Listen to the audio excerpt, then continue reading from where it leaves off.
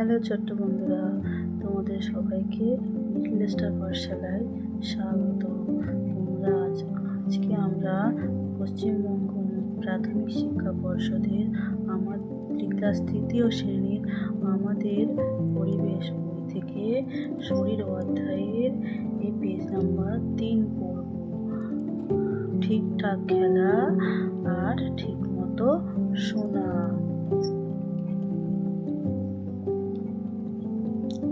দেখো, রিনা বলল, দিদি গতকাল আমরা কিন্তু কাবাডি খেলেছি। রিনা গতকালে কাবাডি খেলেছে। আমিনা বলল, ওর দম খুব, ও যে দলে থাকে তারাই জেতে। সীমা বলল, ও মিনমিন করে কবাডি কবাডি বলে, শোনা যায় না, দম নিয়ে নিচ্ছে কিনা বোঝা যায় না।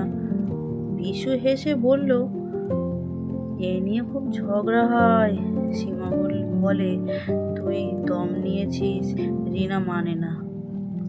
রিনা বলল, অন্যরা তো বলে না, ও কম শোনে, তাহলে আমি কি করব?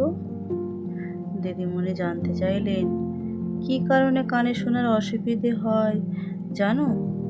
দিলীপ বলল, কান বুজে গেলে শুনতে অসুবিধা হয়।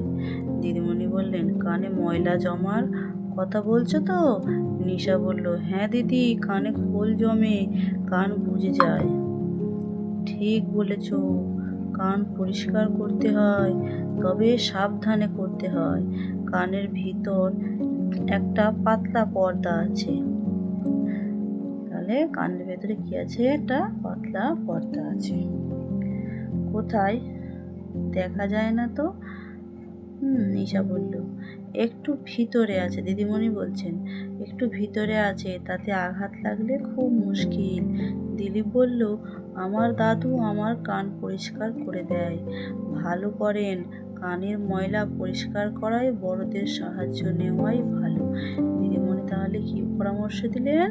কান পরিষ্কার করার জন্য আমাদেরকে বড়দের সাহায্য নেওয়া দরকার।